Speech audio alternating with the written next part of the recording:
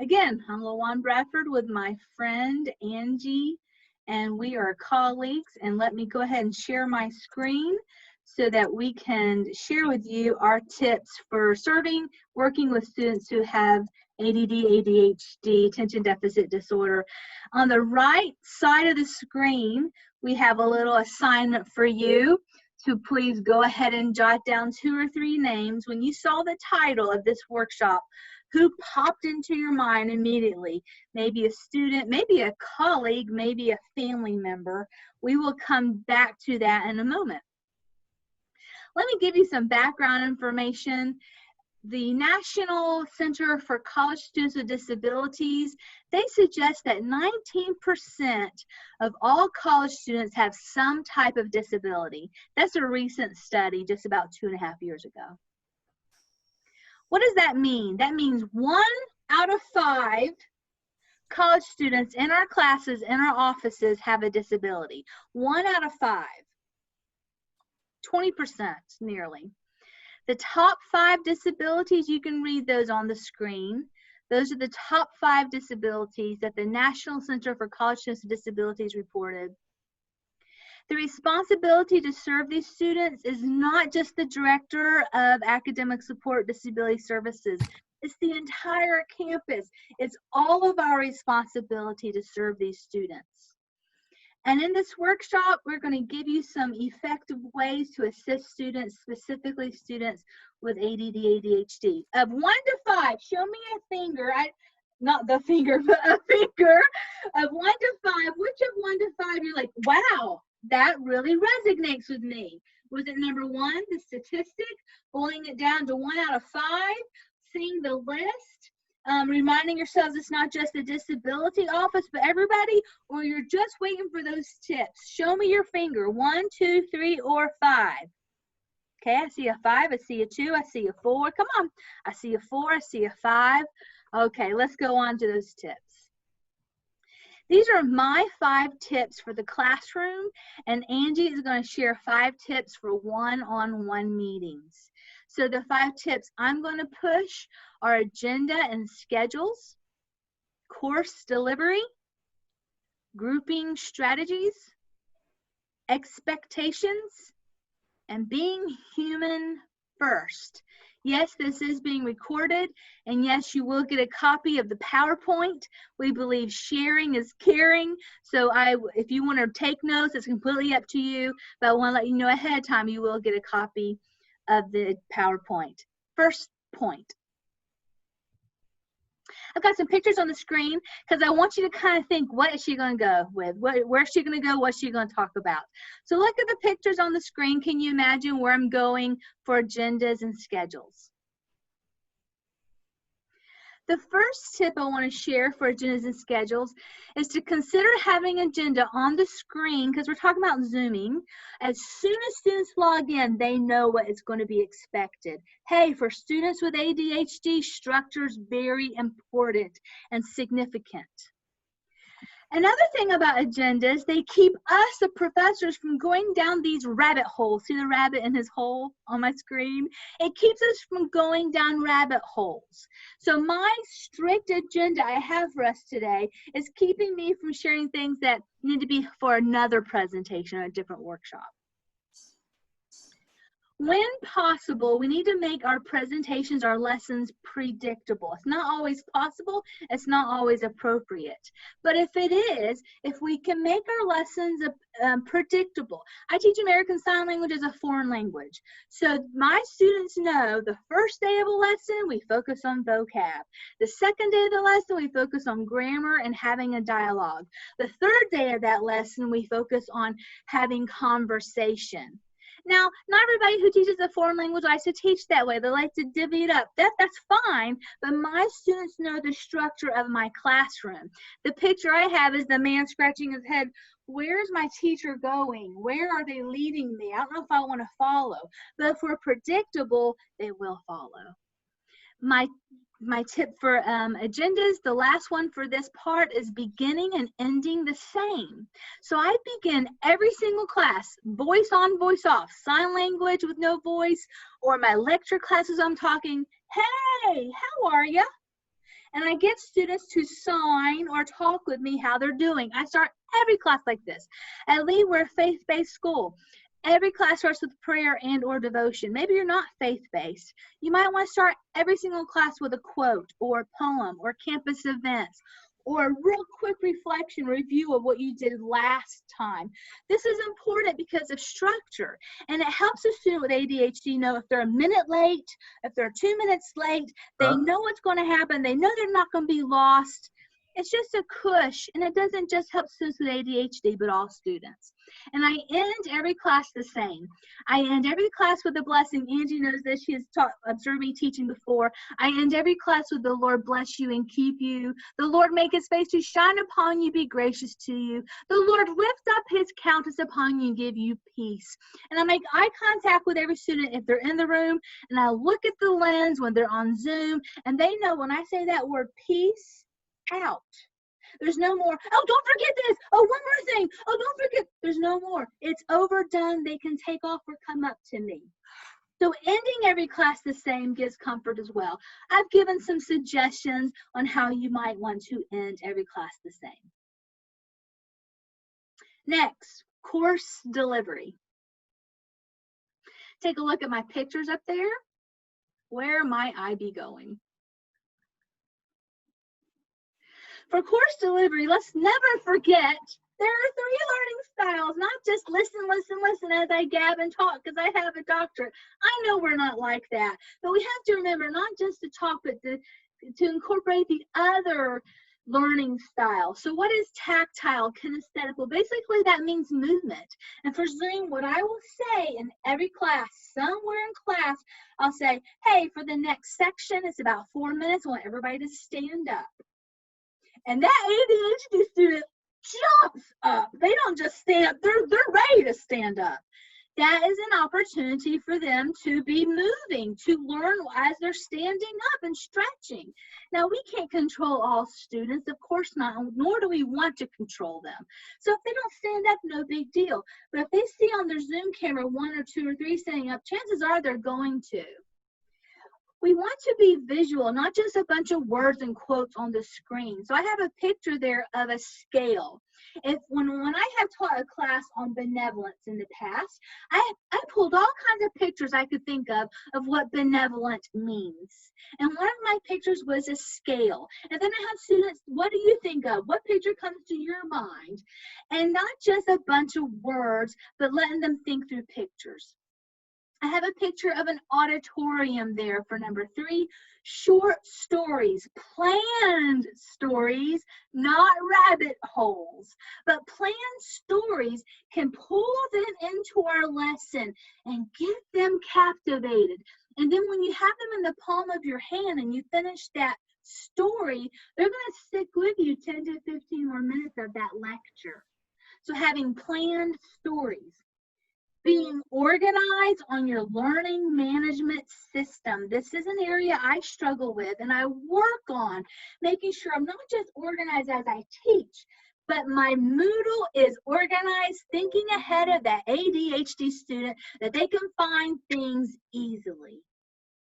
So that's my picture of the organized. Looks like a type A personality in that picture of somebody's desk.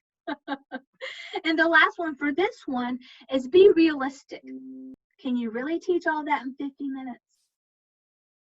I had to edit so much stuff I wanted to tell you, but I realized I couldn't get it all done in my 15 minutes for today. Next, grouping strategies, ways to incorporate students. This one you can probably already guess by the pictures. We're going to talk about small groups and larger groups. So for creating small groups, how do you do that? Because we want to make sure ADHD students are involved, that they're making appropriate peers in the classroom. So one idea is simple. That should say roster instead of syllabus. Sorry about that. Well, you pull your roster and you just go down. 1, 2, 3. Adams, Berry, Chase. That's a group. D, Delta. You get the idea. That's how you can make one group. Another way is that same roster, if I want groups of 3, I'm going to do some easy math, and I have 36 students, how convenient. I go down 1, 2, 3, 4, 5, 6, 7, 8, 9, 10, 11, 12. 1, 2, 3, 4, 5, 6, 7, 8, 9, 10, 11, 12. And I do it to the end. And all the 1s are grouped, all the 2s are grouped, all the 3s are grouped. Those are random. Another way is to incorporate the student. Hey, whose birthday's in March? You two are buddies. Whose birthday's in December? You two. Who was born in Illinois? You two are buddies. Whose mama was born in Florida? You two are buddies. Who's got 3 sisters? You 3 are buddies. You get the idea, incorporating them. Another way is wait till that first test. How do they do?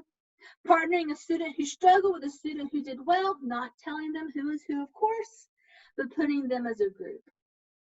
Now, how about larger groups? This is how I use breakout rooms. Personally, when I'm using Zoom, I got to see my screen. Sorry. On test days, when I have made groups of 4 or let Zoom breakout rooms randomly assign them, that's fine too. I will tell them, okay, you have 3 minutes before the test to meet in the breakout room, and you give yourselves quick reminders. Don't forget this, remember this. When I'm in the class, I do the same thing. But in the breakout rooms, I tell them what to discuss before the test. Then they take the test, and after it's over, I don't discuss the answers because almost always there's somebody who has to make it up. So I say, go back to the breakout rooms. How'd you do? Because I want that ADHD student to have closure. That assignment is over. I'm not sure if I got number 5 right. They can talk about it with somebody. Telling your students what you expect.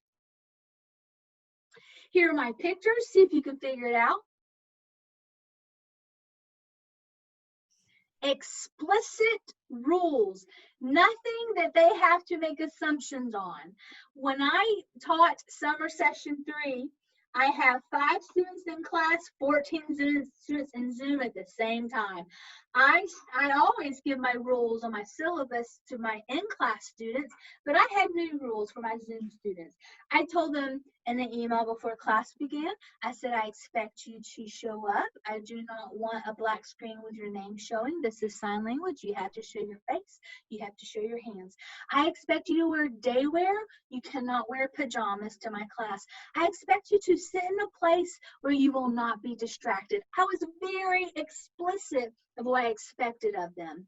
And I am also explicit with all students of how much time I expect they will need to study. I tell my students, this is a 3-hour class. The minimum you need to study is 3 hours. Some weeks you'll need double that, 6 hours for a presentation, getting ready for a test. And it's amazing to me, all of a sudden, the chins drop when I tell them I expect them to study at least 3 hours a week for a sign language class. They're shocked by it, but I've given them their expectations. And if they come to me and they say, I'm not doing so great in your class, are you giving 3 hours a week? Well, you give 3 hours a week. Have you visited the tutoring office? Well, those are some expectations I have of you. So I need to also tell them how to get there. If I want them to study 3 hours a week, I always every week drop little tips. Hey, keep a calendar. I do as an adult. So does Oprah Winfrey. She's a billionaire. A calendar is important. I tell them the 10-minute rule. If you will study your grammar for 10 minutes a day, by the end of 7 days, you've studied an hour and 20 minutes. No, an hour and 10 minutes. Isn't that remarkable? I talk to them about, hey, I budget my money. My fun money's budgeted. My fun time has to be budgeted too. So I'm always giving them tips of how to attain what I expect of them. And then I remind my students of SMART goals. These are good for us to remember too, that they have to have goals that are specific, measurable, achievable, realistic, timely, with grammar. It doesn't just come like this. With vocab, it doesn't come just watching it one time. I talk to them about SMART goals. I'm very explicit of what I expect. The last one of my tips, being human first, being a teacher second. Names matter, we know this. This is usually not an area that I struggle with when they're face-to-face, but I sure did struggle in my summer class. Because I had 5 students in class, I learned their names day 1, but those 14 students on Zoom, I had to remind myself to use their name and to make them feel included. Names matter they're essential. For those of you who are at faith-based schools and faith-based yourselves, if the Lord named the stars, names are important. Using student names. Practice kindness and the other fruit of the Spirit. Kindness, joy, patience. You all know this. I know this. But how many times do I have to remind myself? Every time I put on that stinking mask, I have to remind myself to practice the fruit of the Spirit, to practice kindness towards others. So kindness does go a long way. In addition to that, but in addition to that, we have to make sure, yes, we're sharing grace, but not enabling. Because when we enable a student, we really can cause more detriment. So I am the Director of Disability Services, and I encourage professors, don't give accommodations unless they come from my office. Because if you're just handing out accommodations, I can't protect what you're doing for those students. So using the academic support, the Disability Services Office, to make sure those accommodations are appropriate. Now, sometimes students really do need what you can sense and feel, an extra support, an extra hand. So you need to make a decision. Here's what I suggest: a 1 or 2 day extension, and that's it. Giving them a week extension or get it to me when you can is not a good accommodation for students with ADHD, because it just extends that procrastination that many of them struggle with. So if you feel like you need to give them some grace, let it be limited grace, not something that will detriment them further. So I suggest a day, 2 day extension to turn something in. Okay, of those 5 tips, again, show me on your hand, which one was really a pow for you? The first one, second, third, fourth, or fifth? Show me in your hand which one you really, really connected with. I see a 3, I see a 5, a 2, a 5, a 3. Anybody else? A 2, a 7, what? A 2, okay. Here we are on our agenda. I like to remind students where we are. I show them in the beginning and I show them in the middle where we are. Well, it's time for a brain jamboree. What does a brain jamboree mean? It means you have a party in your head. And I like to kind of use fun phrases. You can think or rethink, blink, like I need to take a break from this, I'm done, or wink. I remember hearing that before. Link it to something in the past. Can you summarize it succinct? Another way you can say it to your students: do you understand? What do you misunderstand? What is firsthand you've experienced before? Can you expand other classes? Do you have command of this content? Another idea: can you define what you learned? Can you realign what you thought you knew and you realign it, fix it? Can you twine, connect it to something else? Can you shine because you know this stuff, or do you just need to grumble, complain, and whine? Sometimes we all need to. Another idea: ponder about it, think about it, wonder about it, let your mind explore, wander, and then you can be a responder. So for 2 minutes, we are going to reflect those 2 students you jotted down in the beginning. Remember that yellow part of the screen? For 2 minutes, I just want you to think or write down on what you've learned so far and what might be beneficial for those 2 students. 2 minutes.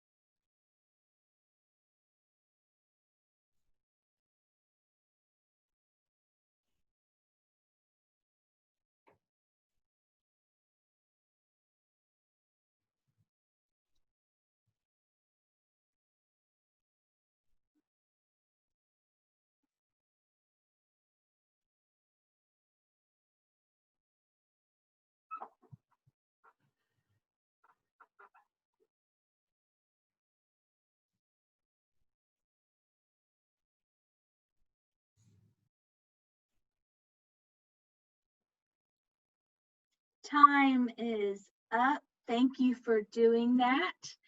And now I'm going to turn it over to my colleague and friend, Angie. I want to say it's a pleasure to be with all of you today. I recognize some faces, and I want to say thank you to Dr. Hill and thank you to Dr. Bradford, especially for the invitation to present today on 10 tips for teaching and working with students with ADHD. I work at Lee University as well, and I work in a program called LEAP. It is the Learn, Engage, Achieve program. This is a student support services program. It's one of 8 federally funded TRIO programs. And we work with students who are first-generation college students, income-eligible students, and students with documented disabilities. We have various services. Some of the services are on the screen, but it's not limited to individual coaching. It's individual learning contracts, academics, non-cognitive, and peer mentoring. So this is how we work with our students, and students with disability are special to our hearts. This is something that we are doing in our individual coaching. So as we proceed, this is what I am hoping that I can bring to the table. Some tips for your individual Zoom sessions. Now, this might be student success coaches or academic advisors who are joining us today, and even peer mentors. But as we talk about this, we've all become digital citizens. And as digital citizens, there are various cultures in this Zoom world. And we're in a specific culture when we are working with our students on Zoom, teaching, educating, and working with our students who may be experiencing ADHD. So on the left-hand side of your screen, you see a woman who might represent a student who has ADHD. That is an impaired pardon me, an underdeveloped or impaired executive function where they are able to have the skills that they need to plan or to focus or to remember.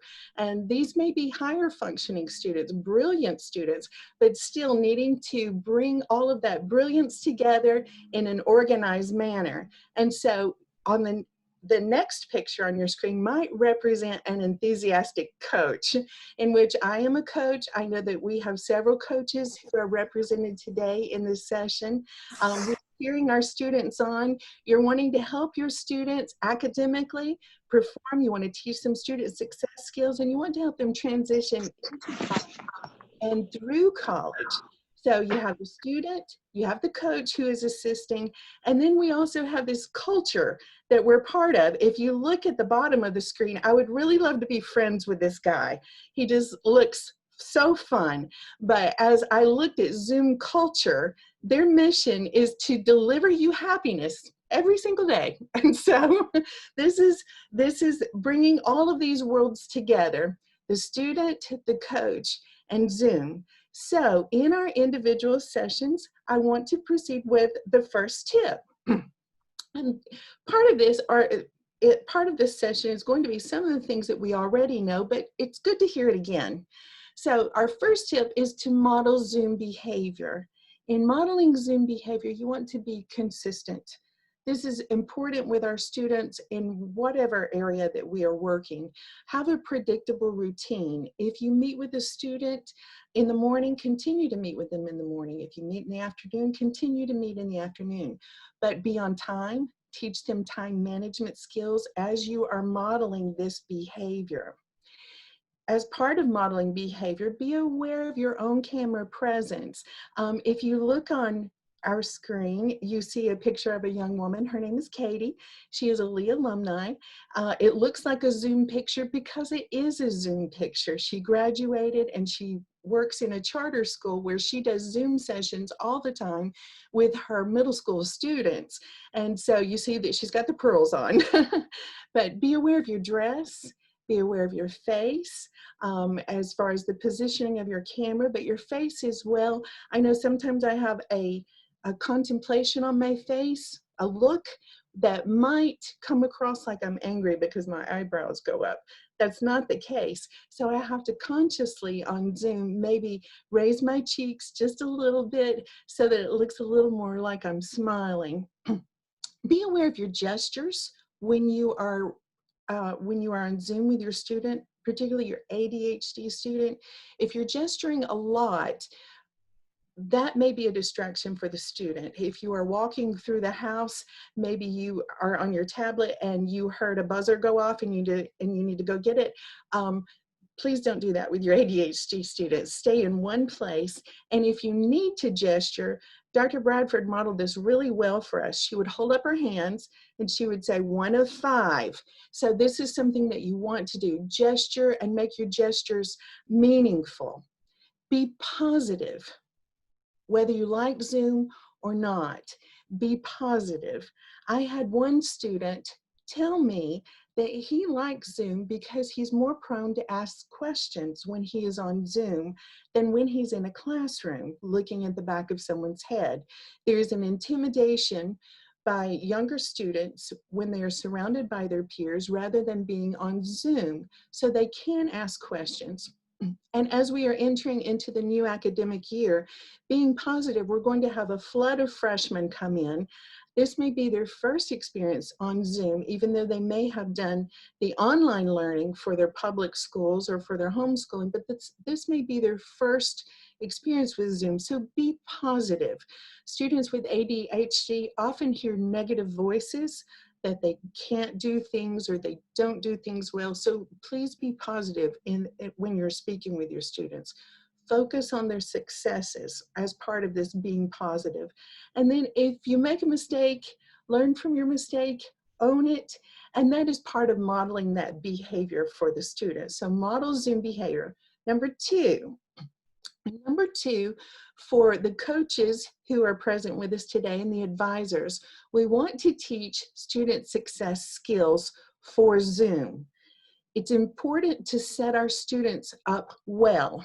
And so with this, part of student success skills is self-regulation. It is learned by consistency and practice. If you are consistent with your students, then and teaching your students to be on time, to log in on time, to be present, they're going to learn that self-regulation. You are a safe space to learn to self-regulate. You can say, hey, you weren't on time. If you are that intrusive in your advising, and I will tell students, they appreciate that. So we try to help them. And at the same time, say, you were on time, this is great.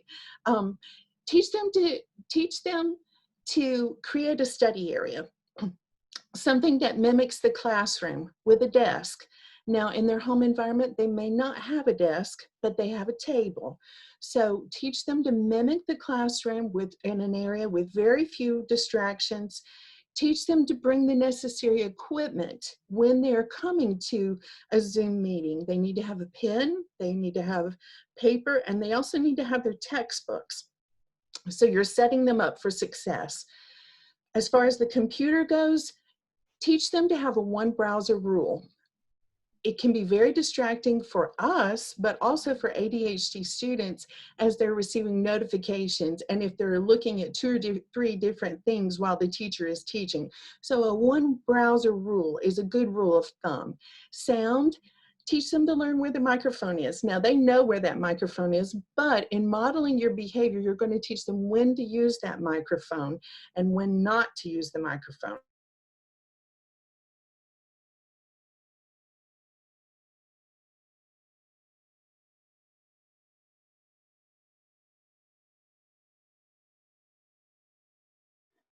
I can't hear you. I can't hear you, Angie. Can anybody else hear Angie? Is it just me? Can you hear me? I can hear you. Oh my. You can hear You Angie? can hear me. Can you hear me, La-Juan? I can now. I think it was on my side. Apologize. Okay, that's okay. Thank you. So I own my mistake and we'll move on. Okay, so tip number three, we want to communicate effectively. Communication is very complex. As we know, there are so many studies on communication, the speaker, the hearer, and the various modes of communication. There's speech, which is the actual words, language, the meaning of the words, and then the pragmatic language, that's everything else. That's the gestures, the sound, the tone, the intonation.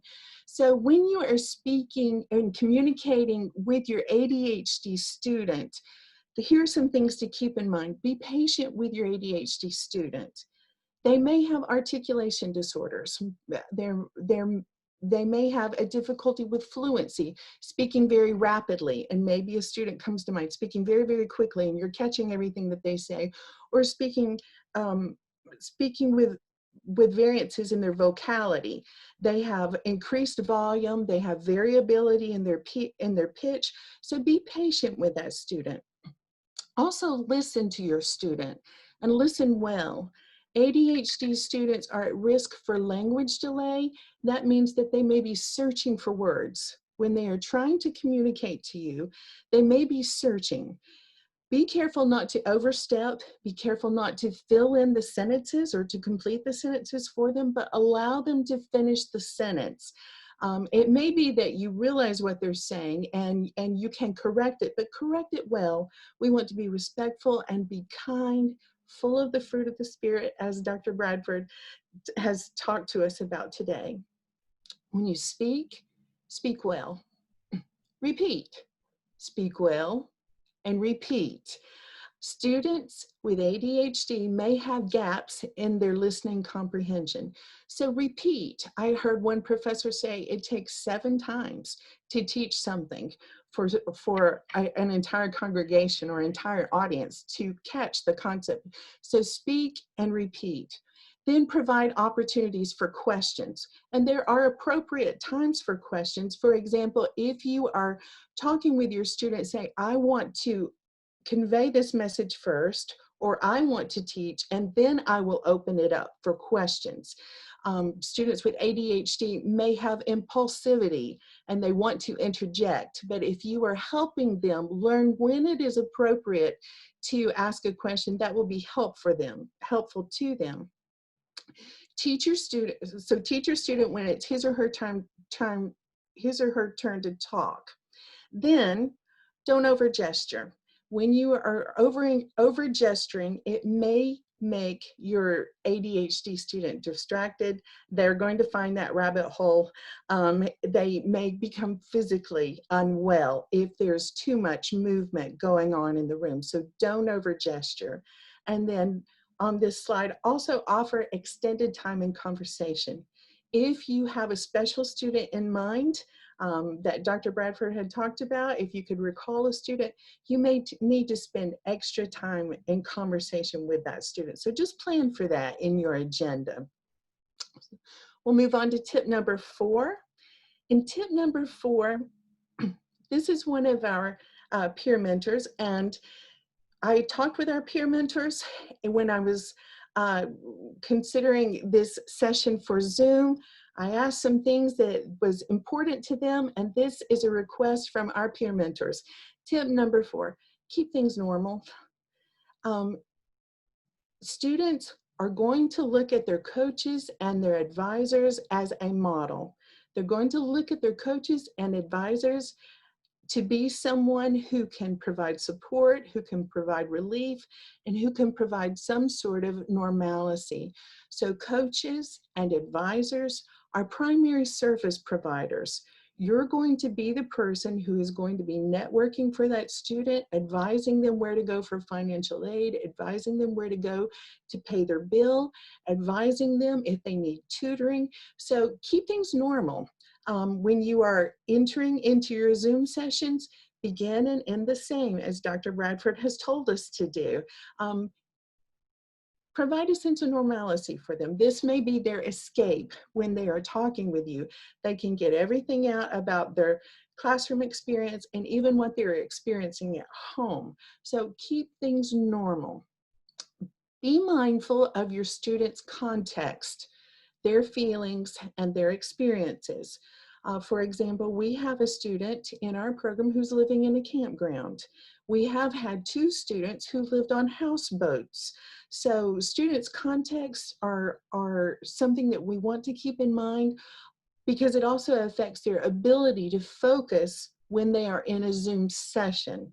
So keep things normal, be mindful of who they are, be mindful of where they are, and be mindful of the feelings that they may be experiencing, and even provide some outlet for them to express those feelings when you are in that Zoom session.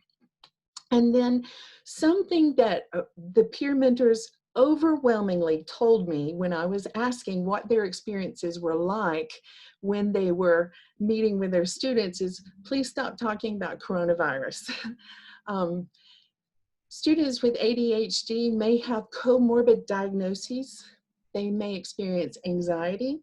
They may experience depression. They may have other diagnoses. But if we are constantly talking about coronavirus, this may create a fear that a student without ADHD would not have. It is real. I don't mean to be Pollyanna, but we want to be mindful of our phrases. Sometimes we start our sessions with, I know this is the new normal, or we have to do Zoom because of coronavirus. In as much as you can, limit that. Students don't want to hear that. They don't think like the professors and the student services workers who are trying to provide for their safety. They just want to come into the meeting and talk about what's going on with their day. So we want to keep that in mind. Tip number 5, when you are meeting with your student, to Zoom or not to Zoom, you're the answer to that question. Now, for me, when I'm making a decision if I'm going to be doing a Zoom session with a student or not, is based upon the student's request. If a student is requesting, I'm going to be mindful of the context. For example, I was talking with a student, this student who does live on a campground. It's very difficult for her to Zoom because she cannot get a connection. She has a phone, but she could talk on a phone, but it was much easier for her. So I was aware of that. There is another student who was experiencing that he had been in summer school sessions, and so he had been on Zoom for 4 hours. So we talked by phone. That is a decision that you will make with each of your students. It is always best to model the behavior of the Zoom behavior. If that's the standard, keep the standard for the ADHD student. However, if they make that request, you may want to show grace in as much as you can, that limited amount of grace, maybe a 1 time or 2 times. Your peer mentors, this was something that occurred to me when Dr. Bradford introduced the idea of this session. Our peer mentors are going to need to be trained on Zoom.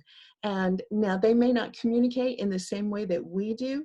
They may not be under the same standards of professionalism that the student services workers are under. However, peer mentors are part of your staff, and so you're going to want to train them, and then you're going to want to talk to them about the options that they may have in communicating with their students. They've experienced some of the same things that we did. March came, we all went home for spring break, and we didn't come back. Still, we had to continue communicating with our students. So consider your options, consider options in the way that you want your peer mentors to be talking with their students. There is the option of the phone. I like the phone. Peer mentors, however, have told me that the phone is punitive for them. They do not like the phone. They don't like talking on the phone. However, they like FaceTime. And they do like texting, and they like Snapchat. So talk with your students about what is going to be best. To Zoom or not to Zoom, you'll want to consider Zoom fatigue. 20 minutes is a long time on Zoom. Hours a day is a long time on Zoom. So day after day, we may become fatigued. Consider that when you're considering if your session is going to be Zoom or not. For students with ADHD, you may want to shorten the time if necessary. Rather than going for 50 minutes for a session, break it in half. Do as Dr. Bradford did. have those breaks, those brain breaks that we need, just so that we can catch our breath again and so that we can get started again. So some students are going to experience Zoom fatigue. So shorten the time if necessary. And then finally, ask yourself, is the meeting really necessary? Now, we are required by our program to have a certain number of meetings, but is the meeting really necessary? And if it can wait, then let it wait. That way it will be more productive when you are with your student in the next session. So these are the tips that I have to offer. And in summary, model your Zoom behavior. Number 2, teach student success skills for Zoom. Number 3 is communicate effectively, being mindful of ADHD language, as speech, language, and pragmatic language. Keep things normal, and then decide to Zoom or not to Zoom. And so, Dr. Bradford, I'm going to turn it back to you because I think we may have some questions. Thank you so much, Dr. Waltrip, Angie, my colleague and friend. Okay, we're going to do the same thing. Same thing, 1 to 5 of Angie's tips. Which one was really insightful and it was a good punch? Show me your finger. 5. I see a 5.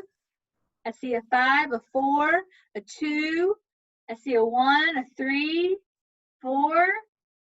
I think Angie, somebody got something from something. Everybody did. Super. Yes, it's oops, I stopped sharing too soon. I'm so sorry about that. What's next on our agenda? The resources. Angie's got resources and our Q&A. That's the end of it. So what we would like to do is offer a chance for somebody to share another tip. I'm keeping track of time. We technically have, looks like 14 minutes. I think that's great to share a tip or to share a topic, meaning, okay, I got this situation. What are your thoughts? And I will be sharing, like I said, I will be sharing my our PowerPoint with everybody. Who has a tip? Let's start there. Who has another tip to share? Does anybody have another tip to share? We'd love to have some more tips. Really? Nobody has some extra tips? Okay. Who has a concern, something they'd like to address? Yeah, actually, somebody just sent me a chat. All these tips are great for every student in the class. Yes, exactly. I was a K-12 special ed teacher for the deaf before I became a college teacher. And I used my special ed teachers used to say, special ed teachers are the best teachers because we know all the tips that work actually for everybody. So yes, these tips can help everybody. Great point. Does anybody have a concern or that they'd like to bring to the group that we can all discuss?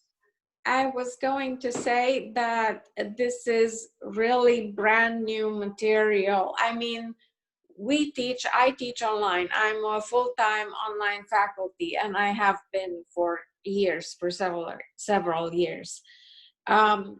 And I love it, and it's my playground. So I'm used to online, but not Zoom, because Zoom is bringing people together on the same in the same classroom, and oh my goodness, I think I want to do that. Good. So I am going to talk to my dean and assistant dean about this because it is incredible. Oh, good. I'm so thrilled. Thank you, Kira. Thank you, Kira. And like I said, we will be sharing the PowerPoint with you. We need to share and not hoard as educators. So we will share every single tip with you that we have put on the PowerPoint. Anybody else have something they'd like to discuss with the whole group?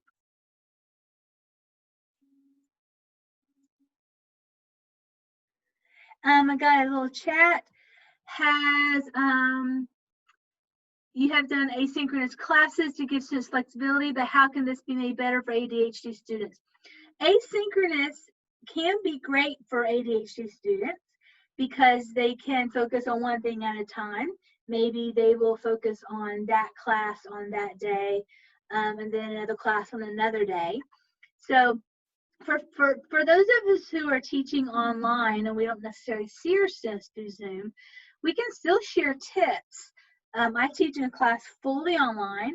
I don't ever see them face to face except for their videos that they post for sign language. And I'm communicating through email. I can share tips through email. Reminder that this project will probably take you 5 hours this week. So that intentional feedback, that intentional expectation to them can also work for asynchronous or online students. Thank you so much for that comment in the chat box. Angie, do you want to add anything to that? I just want to say one thing, if it's okay. Yes, thank you, Kevin. I think I don't have as many students with the ADHD, but I do have a lot that fall into the autism spectrum. And I feel like a lot of these tips would work for them too. Absolutely. I just wanted to point that out. I'm so glad that you did, because very interestingly, a lot of disabilities overlap in how they look. That's why so many times, sadly, people have been misdiagnosed because some overlapping. These are also great tips for people with depression and anxiety. And we are seeing more and more 18 to 25-year-olds in America and the world who are being diagnosed with anxiety and depression, bipolar. So you're right, Kevin, that these tips just work overall. And so the reason why we decided to say students with ADHD instead of students with disabilities, sadly, a lot of times people are afraid of the phrase disability. They pull back from it because we think of the worst case scenario, but we all have a friend or a family member with ADHD. It doesn't seem so scary. And so that's why we decided to label it for ADHD, knowing that these tips would, as you already said, overlap to a lot of students with challenges. Thank you for that feedback. Anybody else have a comment, a thought? We appreciate, Angie and I are going to stick around if you want to talk to us a little bit. We appreciate you being here. And those of you who are watching the recording, thank you for taking the time to watch. And we just hope and pray that you'll have a really great rest of the summer and that you can incorporate these tips in the fall and spring. Take care, everybody.